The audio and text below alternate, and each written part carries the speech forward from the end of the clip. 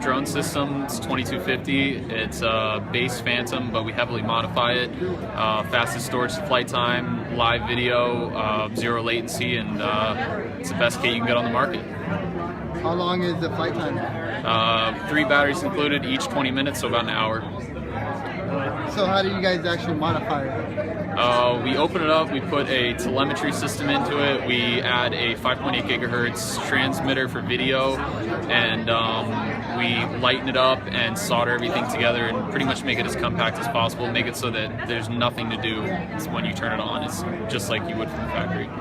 Do you sell it pre-built or do you upgrade existing DJIs? We sell it like pre-built. Yeah. And are you guys gonna upgrade for the newer model, or are you just gonna stay from? There's no new model out right. This is the newest. The Hero 4. This works with the Hero 4.